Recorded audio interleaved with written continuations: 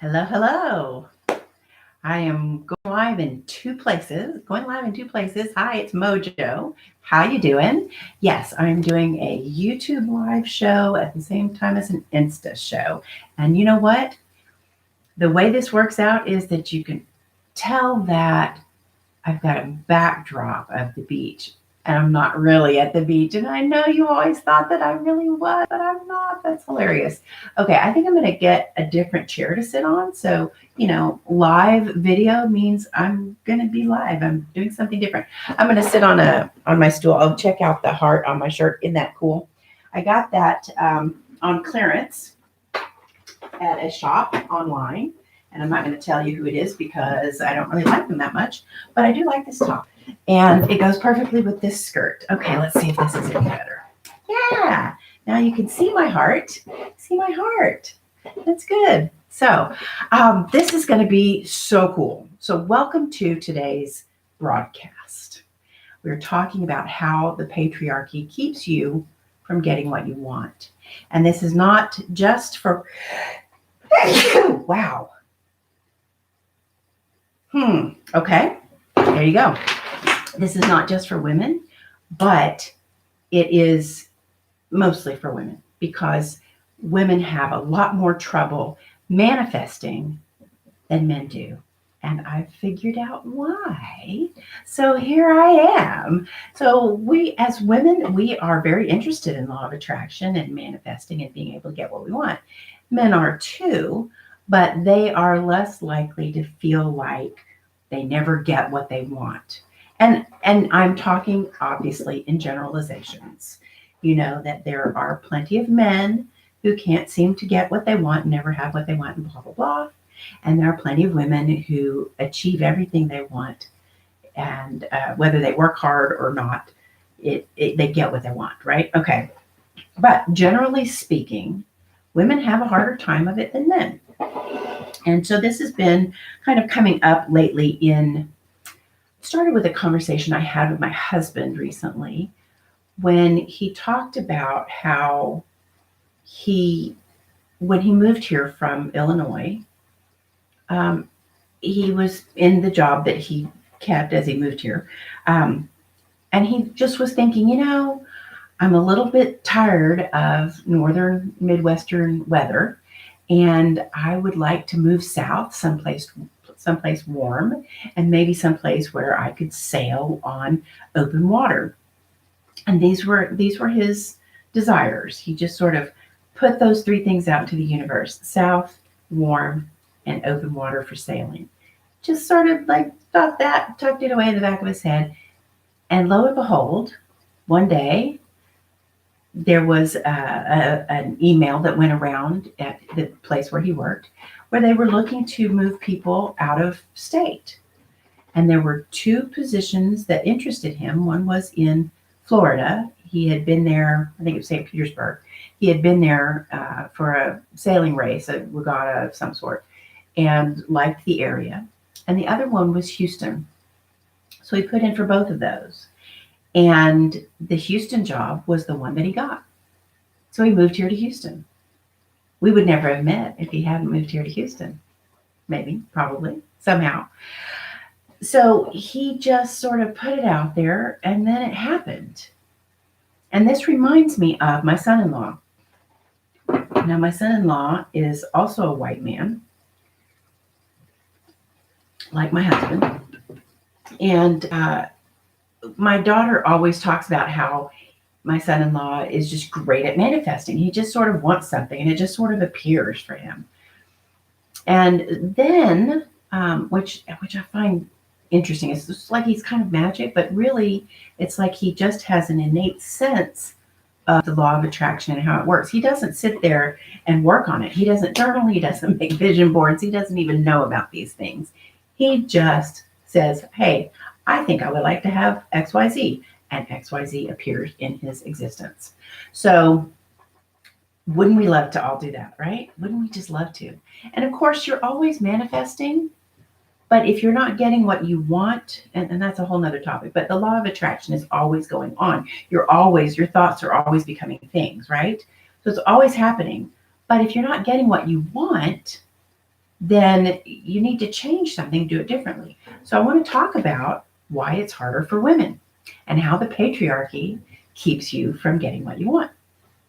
Okay, back to men having an easier time of manifesting. And we'll get into hard work in a minute. This is more about social structure, the social structure of the patriarchy, and the divine feminine and the divine masculine. So another conversation that my husband and I had were about ex-wives that we know, and I don't mean necessarily our own ex-wives, but the experiences that men have with their ex-wives, where I've heard them say, I didn't know what she was unhappy about. And when she told me why she was unhappy, it was things that were intangible to me, like she wanted to have some success of her own. And I told her, well, good, go be successful. Whatever you want, I support you. And yet she couldn't seem to make that happen. And she said things like that the ex-wife, this universal face of this ex-wife, said things like, I want to have success of my own like yours, or I want to, I don't know, what do you want? I want to be able to vacation in places. I want to have some autonomy. I want to have, in my case, it was, I want to live where I want to live. And that wasn't speaking as an ex-wife, but speaking as a wife. I mean, I didn't become an ex-wife over those things. So that's one of the things that it was for me. I also know someone who's getting a divorce, and she's very frustrated because she feels like her soon-to-be ex-husband is manipulating the system in such a way that it is to his greater advantage. And it's interesting the way that this is all part of the same thought process that I've been having about this. And it kind of gelled this morning in Spray and Pray time, which is what I call my conference with God, Universe, Higher Self, Angels, and Guides in the shower every day. Spray and Pray, because it's a cute name and I like it. So my friend who's getting divorced, she's so angry with him. She said he's getting what he wants, just like always, and I'm not. And why don't I ever get what I want? This is exactly what I'm talking about. Wives who become ex-wives are saying, why can't it be my way?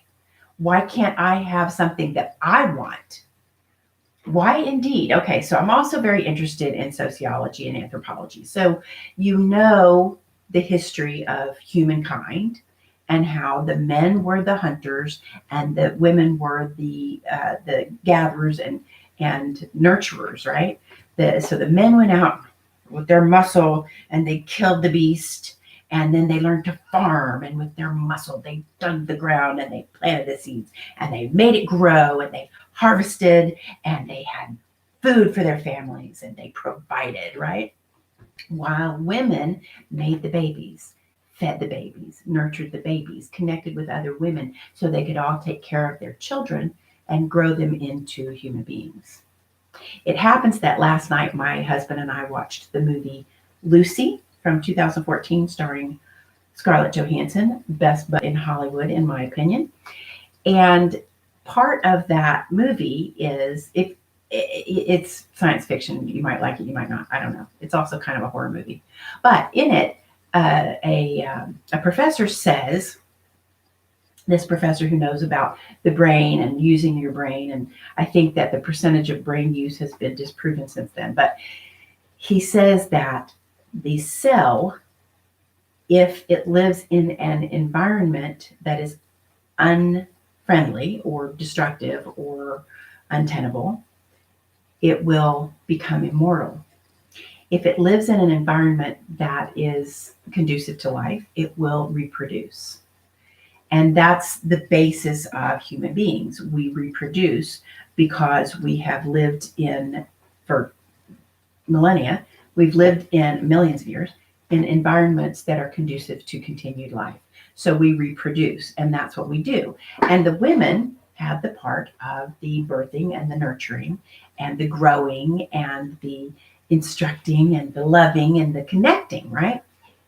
Whereas the men have the job of the doing, the getting, the achieving, the driving, right? And the protection. They provide and protect, women nurture and connect. This is the divine masculine and the divine feminine. And we all have some of both, right? We all have some of the divine masculine within us as women, and the same with men and the divine feminine. But those virtues and values are reinforced depending on our gender. And this has a lot to do with, and I'm not talking about sociology, I'm talking about manifestation. This is how the patriarch keeps you from getting what you want, especially if you're a woman. Now, if you are a man, you are raised to what? Work hard, be aggressive, be assertive. What man do you know? Ask any man you know and see if they've ever been hit by another boy, or they've ever had to hit someone or defend themselves. They usually have some sort of aggression. Likewise with sports. Boys are encouraged to play sports. Lots of them are forced to play sports, whether they want to or not. They got to be a man, right? They got to be aggressive. What does the coach say? Get out there, fight, fight, win, right? And the women say the same thing. Get out there and fight, fight, win. Yay, go bring home the dead buffalo for the family. Yay, I support you. We are the supporters, right? We're the athletic supporters. Okay, old joke I stole from Greece. So as women, what are we taught as little girls? To be polite and kind and sweet and nurturing. These are valuable and good traits, but they translate into something in our subconscious that tells us we are not worthy and cannot expect to have what we want. If we are provided for and given babies to love, that is what we need to expect and to enjoy and appreciate. Men are taught to expect to be aggressive, to go for what they want, and to get it. That if they work hard, they'll have what they want. Well, you may have heard this expression that if wealth were the inevitable result of hard work, every woman in Africa would be a millionaire, and so would I. I'm going to say that again because it's really important pertaining to this topic. If wealth were the inevitable result of hard work, every woman in Africa would be a millionaire, and so would I. Would you? Have you worked hard? Have you tried really hard to get what you want? And have you succeeded? If you're a woman, I'm speaking to women. Okay, I want to make sure I don't miss anything, so let me just check my notes here real quick. So we were talking about men manifesting more easily than women, right? And so the divine masculine also involves creation and destruction, right? The divine masculine is about creation and destruction. And the reason I'm not using the terms yin and yang is because I can never remember which is which, honestly. So the divine masculine is about creation and destruction, action, energy, and doing. The divine feminine is about nurturing, quiet, rest, connection, acceptance, loving, taken care of, right? It's about not doing. It's actually about not doing. It's more about feeling, right? It's more about feeling. Women are great at feeling. So one of the gifts of the divine feminine is being emotionally involved, emotionally intelligent. How many women have said, my husband lacks emotional intelligence? Yeah. Back when I was married, my first marriage, which ended when death did us part, I was a young bride, and I really wanted to go back to my hometown. I still want to go back to my hometown. I feel happy and at home in my hometown. That is where I want to live. It's in the piney woods of East Texas, and I love it. Well, when my first husband and I got married, we were living in Austin. He had come up there to join me when I was in school. And so when I decided to leave school, I said, let's go back to Conroe. Let's go back to the Houston area. And he said, no, I've got a job. I can't just job hop. So then I got a job, and I was like, well, okay, you can't job hop. It was a lot more important back then. And he had an established career and a good work ethic, and he was a man, so he got what he wanted. And so I said, oh, okay, well, we'll stay here, and I got a job. Then he was transferred to. He got to choose which one of 3 cities to live in, where he was transferred to. I quit my job. He chose the city that was not my hometown, even though that was one of the choices.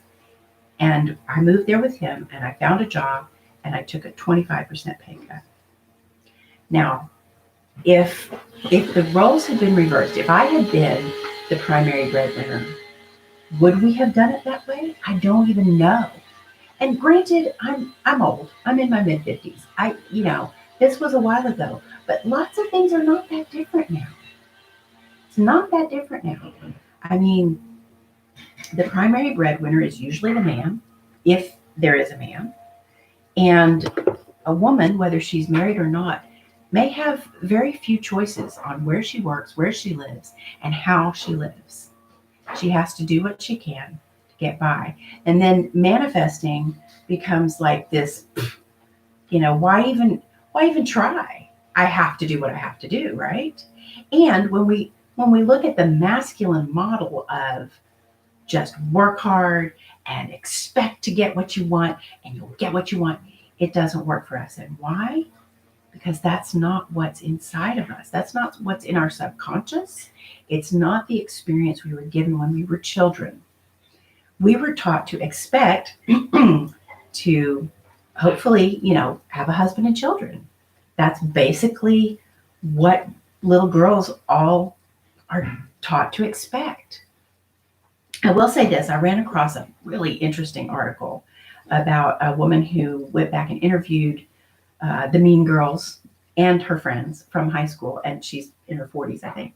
And she said that as grown-ups, they were all, grown-ups, and that high school's just shit for everybody. And the people who were mean to her were sorry and that sort of thing. But here's what was interesting. The women she interviewed who had been involved in sports found a buffer. They found a buffer against the mean girls. They found acceptance by being part of a team. And that is a divine masculine activity, to be in sports. This is why it's really important to put our girls into sports and to encourage them to play, not to force them. All right, let me see if I've covered everything, blah, blah, blah. Yep, I've covered that. Okay, so one of the things that we're taught as women is to be grateful and to say thank you.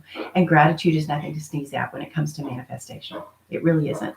Gratitude is an important part of it, but it's not the only thing. And when you are grateful because you're supposed to be, rather than grateful because you truly are so happy to have this whatever, that is very different kind of gratitude. And gratitude's a topic for another episode, but let's remember that as well. Okay, so all those feminine virtues, what happens is they translate into you are not worthy. I never did get to go back and live in my hometown. Not with that husband. When he died, I decided to stay in Austin for my children's sake. And because I had a great job that I loved, and I realized that we'd be able to live there, and they could go to the same schools with the same friends and all of that. And so I made that sacrifice as a mother for my children and continued to do that. I planned to move home as soon as my younger one graduated from high school. But then the older one had just graduated from college. Her plans for grad school fell through. She had to take a gap year. So I said, okay, I'll stay another year for you. The next year, I finally got to move home. Lived in my hometown for 4 years, and then I met my husband, who came down here from Illinois to to live in Houston. And he had to live in Houston, so I moved to Houston. Now, I don't have a regret about where we live right now. I love where we live. And I need to live near my mom, which I'm really, really happy to be able to be here to take care of my mom. And I took care of my dad when he was dying, so that's all great. Will I ever get to live in my hometown? We don't even know. We don't even know. But the thing is that it was not in my subconscious that I was worthy of having what I wanted. And that's what it comes down to. So the expectation that men have that if they're aggressive, they go for it, they take what they want, they work hard, and they expect that payoff. And so it's very deeply ingrained in them. So the expectation that they have and the expectation that women have and the resultant amount of worthiness or lack thereof creates our results, recreates our trouble for women in manifestation. Men expect to get what they want and they feel worthy. Women do not expect to get what they want and they feel unworthy. We tend to, it's very human to look at evidence of what has happened to decide whether we're worthy or not. And this is why I preach worthiness so much. I actually call it your divine value and your divine value quotient. And you need to get your divine value up as high as possible. It is the bedrock of manifestation. Men don't need it as much. They typically don't need it because they've got it. Whereas we don't. We don't feel worthy because we look at what we've gotten and go, well, I must not be worthy because I don't have what I want. And it's that old saying, seeing isn't believing, believing is seeing. So whatever you're getting, whatever is coming to you that has come from you, because that's how the law of attraction works. You put something out there and it comes back to you. The universe has one answer, it's yes. So there is no, okay, today I won't worry and I won't be a wimp and I won't be kept from my goals. That does not do anything for you. You've got to say, I am, and I have, and I am worthy. You have to know that you're worthy. And how do you do that? Okay, wait a minute, hold on. Let me pause there so that you can go, oh my God. Oh my God. Wow. Does that just blow your mind? It blows my mind. It really does. To realize that all this stuff that I have learned through trial and error, through study, through practice, all that I've learned about manifestation and how it works. And I knew that worthiness was the bedrock. I knew that you have to have a high divine value quotient in order to manifest. Today, I figured out that only women need it. And that, so I'm now the manifestation guru for women. Men, you can go talk to, that Dooley guy, the thoughts becomes things guy. I like that guy. But that's for men. Even Abraham Hicks is a lot for men because you cannot look at manifesting the same way depending on whether you're a man or a woman. I mean, we can't look at it the same way. Everything that I teach would not make a big difference to a man in manifesting what he wanted because he's already doing it. He's already got the worthiness. He's already got a high BBQ. But for a woman to discover this is big. And this is how the patriarchy keeps you from getting what you want. It's not just that men hire men. It's not just that women hire men. It's not just that boys get better grades by dint of being boys. It's not just that white men especially have more opportunities and choices. They have choices we don't have, but it's also what's deep down inside them. That is that expectation that they are worthy of what they want. They're worthy of being, doing, and having. And we don't have that. Okay, if you're not blown away, I'm blown away enough for all of us. So we'll talk more about DVQ again. I have another episode where I talked about that as well. We'll talk more about worthiness, and you start thinking about it, because in my Make Magic with MoJo program, which teaches you how to manifest step by step, meditation plus affirmations plus journalization, which is a word I made up so it would have Asian on it, plus implementation equals creation. I'm going to have to get in there somewhere with the DVQ, right? It's got to be the first thing. It's got to be DVQ and then meditation and so forth. Because when you're meditating, that is the most important thing that you want to get into your subconscious, which is meditation is how you access your subconscious, or hypnosis, either one. And I have a great hypnotherapist, by the way. If you need somebody, you just ask me, direct message me, whatever. So that is the main thing that you need to do. You've got to get your divine value up. You've got to get your sense of worthiness, that you are worthy of being, doing, and having whatever it is you want for whatever reasons you have. You don't have to justify that you want to live in a certain town. You don't have to justify that you want to have more money. You don't have to justify anything. You have value simply in being. We all have value simply in being. If we didn't have value and purpose and destiny and things to do, we wouldn't even be here. You have value simply in being. There's a little piece of the divine collective inside of you that we typically call your soul, and it has value, and so do you. Abraham Hicks says you cannot separate the physical and the spiritual. The material and the non-physical go together. They have to. Until the body dies, they go together. So there's nothing not spiritual about, oh, I have a Yeti and I really enjoy my Yeti. And yeah, it was expensive, but it was worth it. And I'm worth it. Remember L'Oreal? Sure, it costs a bit more, but you're worth it. Or sure, it costs a bit more, but I'm worth it. This is what L'Oreal was using to sell their products. So now you know.